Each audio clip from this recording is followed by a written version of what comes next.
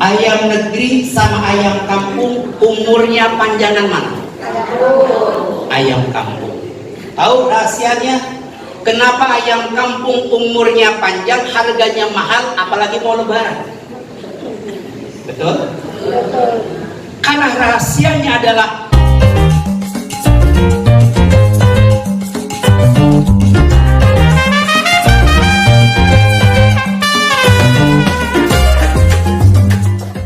Assalamualaikum warahmatullahi wabarakatuh. Waalaikumsalam warahmatullahi wabarakatuh.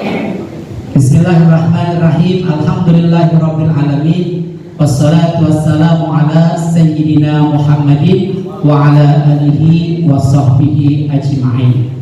Sama-sama Rabbis shrahli wa yassirli wahlul 'uqdatam min lisani yafqahu Rabbi zidni warzuqni amin ya rabbal alamin. Bersyukur kepada Allah dengan penuh kebahagiaan hari ini saya bisa berkumpul, bertatap muka, ngariung dengan orang-orang hebat, orang-orang luar biasa. Ibu-ibu itu, apalagi ibu guru TK itu orang hebat dan orang luar biasa. Kenapa hebat? Karena ibulah yang pegang kunci surga buat anaknya. Bapak kagak pegang kunci surga, kunci laci sama berangkas dia pegang. Tapi yang pegang kunci surga buat anaknya adalah ibu-ibu semua. Maka dalam satu kalimat yang mulia yang kita hafal, kita sering baca, al jannatu tahta aqdamil. Surganya anak tergantung ibu-ibu. Hebat dan luar biasanya. Nggak sampai situ hebatnya ibu. Ibu guru TK itulah orang-orang yang terpilih dari Allah, melanjutkan perjuangan Rasulullah bagaimana menanamkan akidah, menanamkan akhlak, menanamkan syariat di usia yang dini kepada anak generasi bangsa. Ibulah orang yang pertama kali dalam dunia pendidikan memperkenalkan siapa Tuhannya kepada anak didiknya. Maka ibu beruntung walaupun ibu sudah meninggal, tetapi pahalanya terus mengalir sampai dalam kubur karena ilmunya menjadi ilmu yang manfaat buat anak-anaknya. Tepuk tangan buat ibu yang hebat. Kata Mas Anis, kalau tepuk tangan jangan pegang handphone, nggak bisa tepuk tangan. Suara. Sama, kalau mau ketawa senyum jangan pakai masker, tidak kelihatan senyum manisnya. 1000 ilmu yang manfaat yang ibu berikan kepada anaknya, maka sesungguhnya 1000 itulah yang balik kepada ibu. Bahkan bisa dilipat gandakan 10 kali lipat. 1.000.000 ilmu manfaat yang diterapkan anak ibu sampai dengan dewasa, maka hakikatnya 1.000.000 itulah yang kembali kepada ibu semua. Maka ibulah orang hebat. Gak sampai situ, hebatnya ibu itu adalah pahlawan yang tanpa tanda jasa, pejuang yang sejati buat bangsa. Karena ibu memperjuangkan pendidikan bangsa lewat cita-cita luhur bangsa Indonesia dalam Undang-Undang 45, mencerdaskan kehidupan bangsa. Gak sampai situ, kalimat ibulah, kalimat guru TK lah yang paling disukai oleh para suami. Gak serius. Kalau ibu sudah bersampingan dengan suami di tempat tidur, kalimat ibu buat anak-anak itulah yang paling disukai suami ibu sebenarnya. Karena ketika ibu ngajar selalu mengatakan, ayo ulangi. Maka begitu suami samping ibu mengatakan, ayo ulangi. Senang betul suami ibu. Itulah ibu yang solehah. Yang belum nikah dah diem aja dah, belum waktunya. Maka saya bersyukur dengan orang hebat yang saya temui, karena saya insya Allah mendapat keberkahan yang hari ini. Amin ya Rabbal alamin. Tidak banyak yang ingin saya sampaikan. Saya menjadi pengantar Kak Cahyo saja. Sesungguhnya kita ini kumpul aslinya itu ngaji sama silaturahmi. Bingkainya halal bihalal, isinya ngaji silaturahmi. Beruntung kalau kita datang ke majelis ilmu, datang ke tempat pengajian, beruntung kalau kita ngaji. Sebab kata Rasulullah, innallaha malaikatahu sayyahin, sesungguhnya Allah itu setiap harinya memerintahkan, menyebarkan, menyuruh, menginstruksikan ratusan ribu bahkan jutaan malaikat. Buat apa? Yatlubhu majlisil ilmi, untuk mendatangi, berkumpul di mana tempat ada majlis ilmu. Maka insya Allah kita berkah karena di atas sini, di ruangan ini malaikat bersama kita. Cuman kan malaikat makhluk gaib, kita nggak melihat, tapi malaikat melihat kita. Buat apa dia datang? Pertama, minta keberkahan buat kita sama Allah. Yang kedua, memintakan ampunan buat kita sama Allah. Bahkan semakin sering kita datang ke majelis ilmu, semakin sering kita ngaji, maka semakin sering malaikat menjumpai wajah dan muka kita. Kalau malaikat sering menjumpai wajah kita, kumpul dengan kita, kira-kira malaikat kenal nggak sama kita? Maaf, kalau ada satu ibu kepala TK yang di setiap pertemuan hadir, pasti itu anggota guru-guru TK kenal dia. Sekali lihat apa tanya ini, oh ibu itu nggak ada ya, kemana ya, kenapa? Karena wajahnya dikenali. Dan luar biasanya ibu bapak jamaah rahimahumullah, ketika nanti kematian datang menjemput kita, kita menghadapi sakaratul maut, detik-detik kematian, ada yang tiga menjumpai dan menemani kita. Yang pertama, para malaikat yang turun menjumpai kita. Yang kedua, yang kumpul dengan kita, keluarga kita. Yang ketiga, setan yang juga ikut turun menjumpai kita. Setan datang untuk menggoda orang yang sedang sakaratul maut, agar kematiannya, detik-detik kematiannya, dia ingkar kepada Allah, dia tergoda oleh setan. Sementara keluarga pasti menangisi kepergian keluarga yang akan meninggal. Malaikat pun ikut turun. Imam At-Tabrani mengatakan, ketika hari itu, di mana kematian akan menjemput kita, datang kepada kita, malaikat, setan, keluarga berkumpul, maka malaikat yang sering hadir bersama kita, sering dikumpul di majelis ilmu, sering ngaji sama kita, akan mengatakan, hai setan, stop, ini urusan saya, ini muka-muka begini langganan saya di tempat pengajian, ini sudah bertahun-tahun bersama saya, biarkan saya menangani, engkau silahkan pergi dari tempat ini. Setan diusir oleh malaikat karena malaikat kenal dengan kita. Insya Allah kematian yang husnul. Sebaliknya, kalau nggak pernah ngaji, nggak pernah datang majelis ilmu, malaikat nggak kenal, tapi setan kenal. Kenapa? Suka ngumpulin tempat maksiat. Hati-hati, begitu kematiannya terkadang setan menyerupai wajah ibu kita untuk menggoda iman kita. Malaikat gak ikut-ikutan. Emang itu mah langganan ente setan, emang itu mah teman engkau setan, emang itulah langganan engkau berjumpa di tempat maksiat.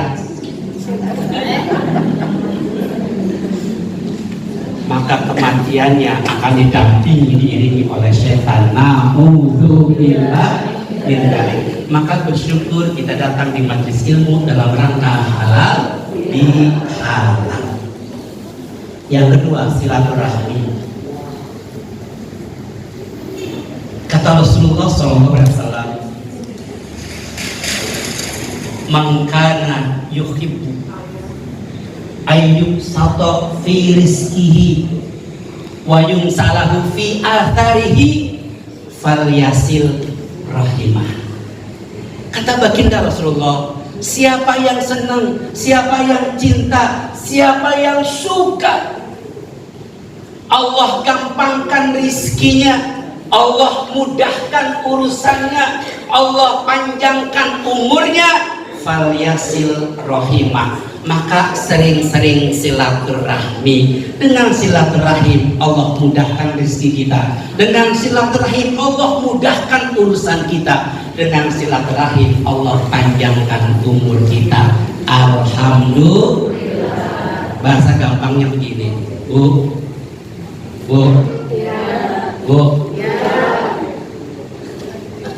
pernah lihat ayam? Pernah. Ayam ada dua, ayam negeri sama ayam kampung, benar?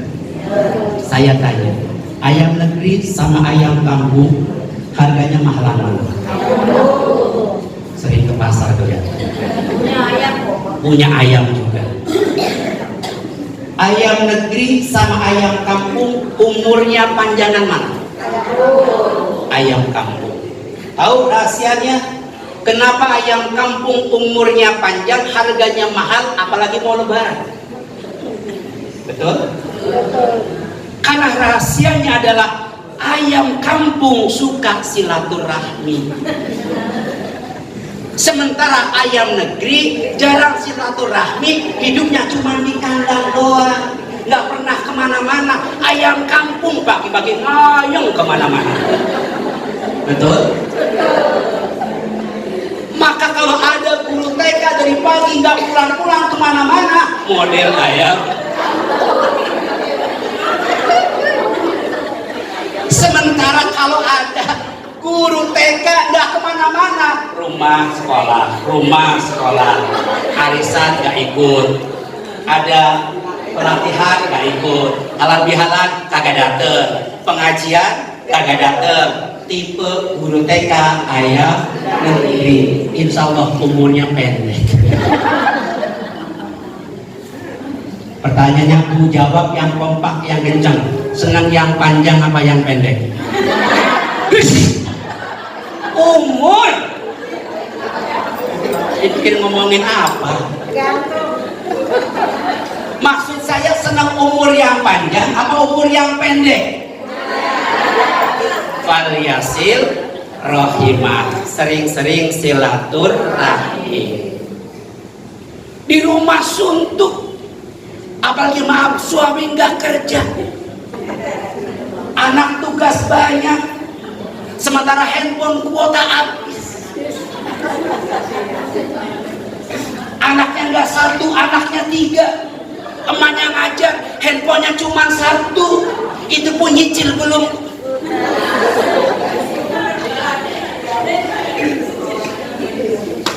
Di rumah diem baik, suntuk nggak kira-kira?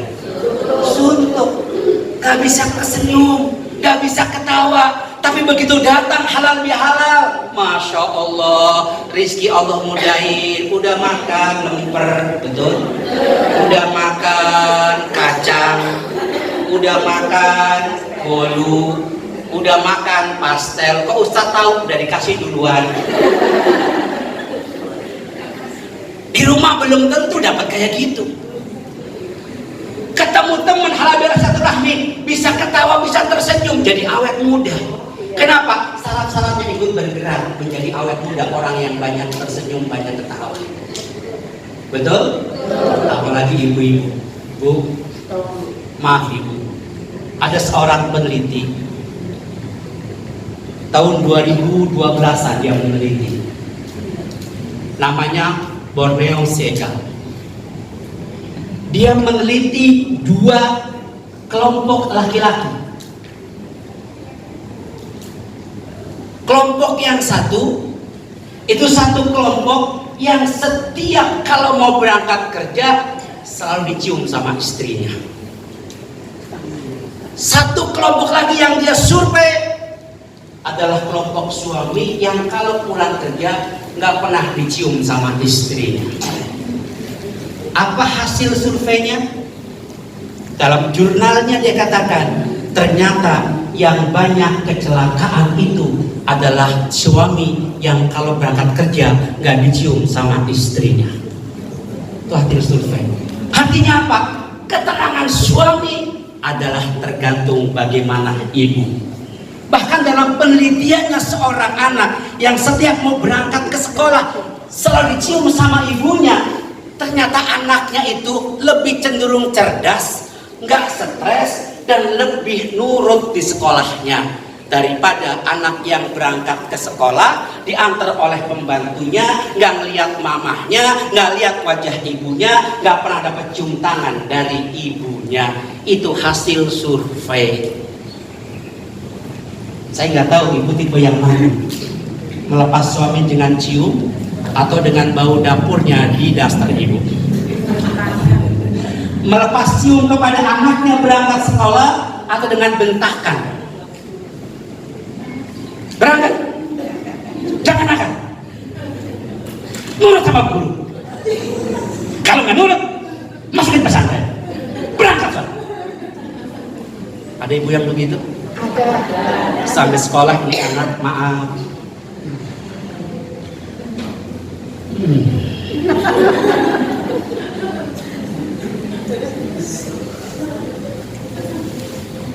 Maka ibu adalah orang-orang yang luar biasa, yang bisa mengantarkan kesuksesan anak ibu dengan cinta dan kasih sayang. Insya Allah. Yang terakhir ini saya katakan, ibu, sepertiga dari isi Al-Quran adalah tentang sejarah, tarikh, cerita. Sepertiga isi Al-Quran itu adalah tentang sejarah, tarikh, cerita. Makanya setiap ibu sholat 5 waktu, di ayat terakhir surat Al-Fatihah, ibu setelah meminta ihdinas siratal ladzina an'amta 'alaihim ghairil maghdubi 'alaihim waladdallin.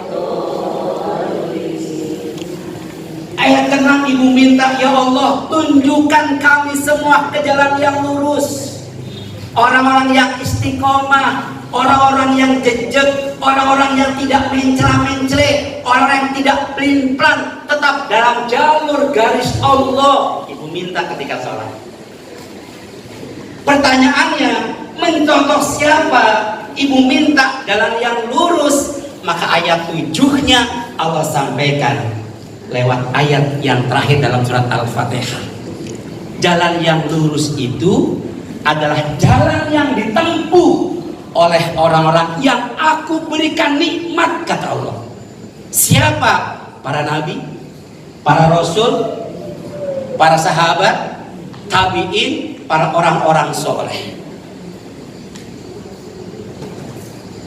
Bukan jalan siapa? Orang-orang yang zalim dan orang-orang yang dimurkai Allah. Pertanyaannya, dari mana tahu kita jalan orang-orang yang Allah berikan nikmat, para nabi, para rasul, para sahabat, para tabi'in, para orang soleh, kalau kita nggak baca sejarah? Dari mana kita tahu jalannya orang-orang yang zalim, orang-orang yang durhaka, yang dimurkai Allah, kalau kita nggak pernah baca sejarah?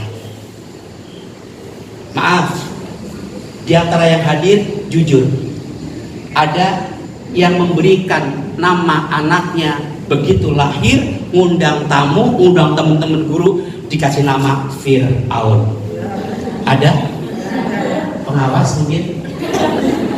Ada enggak? Pertanyaannya, kenapa ibu gak kasih nama Fir'aun?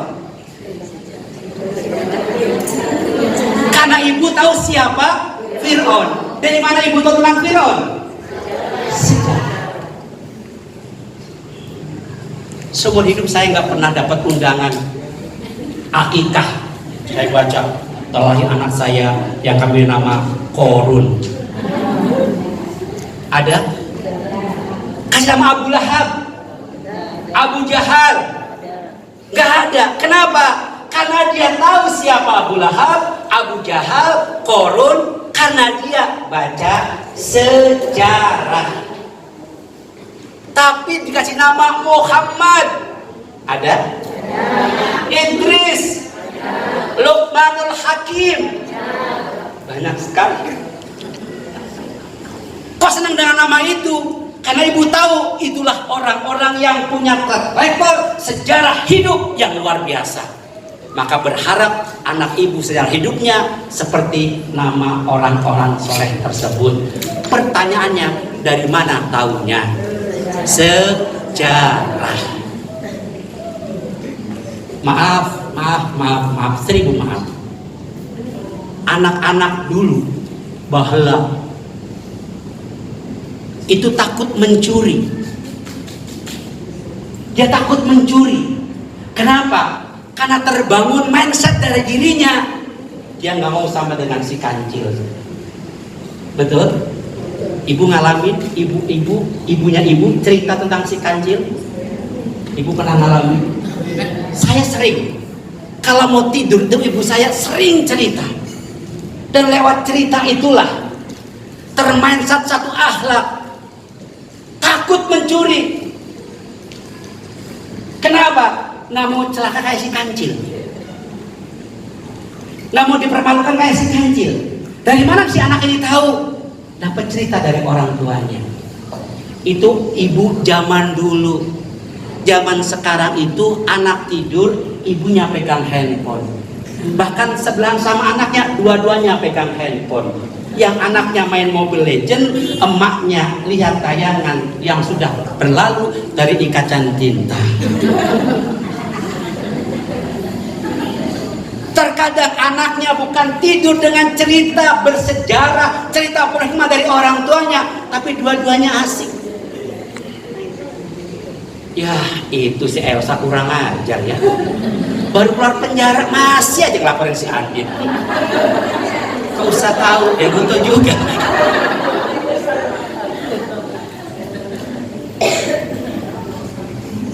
Anak dulu akhlaknya mulia. Karena ketika mau tidur, ibunya bacain sholawat di telinga anaknya. Betul? Salatullah, sambil ngusap-ngusap anaknya itu. Salamullah. Anaknya dengerin. Ala Toha Rasulillah Salatullah Salamullah ala Yasin Habibillah. Itu anak tidur pules. Belum pules juga, itu orang tua ceritain sama anaknya. Nah, dulu di Mesir ada seorang suami istri. Suaminya pelit betul, sementara istrinya solehah dan dermawan. Satu hari tengah malam ketika hujan, suami dan istri sedang makan di meja makan. Datanglah di luar seorang pengemis. Dia ketok pintu. Assalamualaikum. Si istri membukakan pintu. Dilihatnya seorang pengemis yang kelaparan. Si istri balik ke meja makan, mengambil bungkusan nasi. Dia katakan, "Bang, di luar ada pengemis. Saya mau kasih makan ya bang. Kasihan dia kelaparan kehujanan. Kalau perlu kan baju abang itu banyak, satu dong buat dia." Apa kata suami? "Jangan. Ini harta-harta saya yang kerja. Nggak boleh. Jangan dikasih. Nanti dia tuman. Nanti dia malas bekerja. Nggak usah dikasih." Kasihan bang. "Nggak usah." "Tapi bang nggak usah." Akhirnya nggak jadi dikasih nih pengemis. Dia berhenti. Kehidupan berlalu. Pada akhirnya ini sang suami bangkrut niaganya. Jadilah orang miskin. Berpisah. suami istri tersebut. Setelah berpisah sekian tahun, apa yang terjadi? Sang istri yang dermawan, yang suka memberi, nikah lagi dengan seorang saudagar kaya. Subhanallah, ternyata suaminya sama suami yang barunya. Orangnya dermawan, hartanya banyak, tapi suka bersedekah. Siapapun pengemis yang datang selalu diberikannya. Satu hari ketika sang istri dengan suami barunya sedang makan di meja makan, datanglah seorang pengemis yang ketok-ketok pintu. Assalamualaikum. Dibukakan sama suaminya, dipersilakan masuk. Ya Allah, kasihan kamu, kehujanan, lepek baju kamu. Udah makan belum? Belum. Udah berapa hari? 3 hari. Ayo masuk. Diajak masuk, diberikan pakaian yang baru untuk ganti pakaian, dan dipersilahkan makan di meja makan. Ketika duduk di meja makan, sang istri dari dapur mengantarkan makanan. Begitu dia melihat wajah si pengemis yang duduk di meja makan, si istri spontan dia pingsan. Lihat si istrinya pingsan, suaminya panik, dibopong. Sementara sang pengemis langsung bergegas pulang. Kalau gitu saya pamit, saya pulang terlebih dahulu. Diajak ke kamar sang istri oleh suaminya. Sampai di kamar, si istri sadar. Dia tanya sama suaminya, "Bu, kenapa ibu pingsan?" "Tadi yang datang itu loh, Mas." "Iya, kenapa yang datang tadi?" "Tadi yang datang itu loh, Mas." "Iya, yang datang itu siapa?" "Yang tadi datang itu loh, Mas." "Iya, siapa?" "Itu loh, yang tadi datang itu loh, Mas." "Iya, siapa?" "Mas, tahu nggak, Mas? Yang tadi datang itu, Mas. Yang tadi datang itu, Mas." Nungguin siapa yang datang.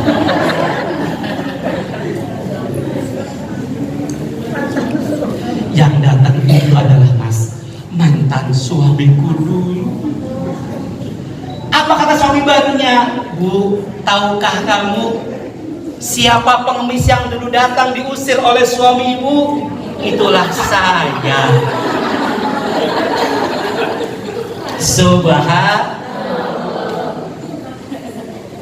Berbalik karena kedermawanan itu akan masuk ke dalam memori anak ketika kami ceritakan itu. Itu kan dasar dari kalau saya mendongeng kan. Bagaimana cara mendongeng yang seru dan asik? Urusan Kak Cahyo, bukan saya. Saya dibayar bukan untuk itu soalnya. Itu dia dibayar. Mudah-mudahan ada manfaatnya. Amin ya robbal. Mau tahu bagaimana dongeng yang seru? Tungguin Kak Cahyo. Ya, mudah-mudahan lain waktu kita ketemu kembali. Amin ya robbal. Sekali lagi saya senang bertemu dengan guru-guru TK yang luar biasa. Karena saya juga kurang lebih 4 tahun pernah ngajar TK. Tanya Bu Hesti. Dulu dari guru TK sampai akhirnya ya jadi kayak gini. Kata Pak Pengawas jadi tukang demo. Ya, demo untuk kebenaran, insya Allah. Mudah-mudahan menjadi satu motivasi buat anak-anak saya. Sebab maaf, saya kalau ketemu dengan anak saya, dengan murid saya di TK, di SD, mahasiswa di kampus UHAMKA yang tempat saya ngajar, itu senantiasa kalau ketemu berbeda. Kalau dulu ketemu kan timbang saling, kalau sekarang ketemu ganti, diambil handphone. Pak Arif, ini guru saya waktu SD. Kemudian diambil handphonenya, kemudian dia siapkan handphonenya, kemudian dia selfie. Ayo Bu, lambaikan tangannya. 1, lambaikan tangannya, 1, 2, 3. Assalamualaikum warahmatullahi wabarakatuh.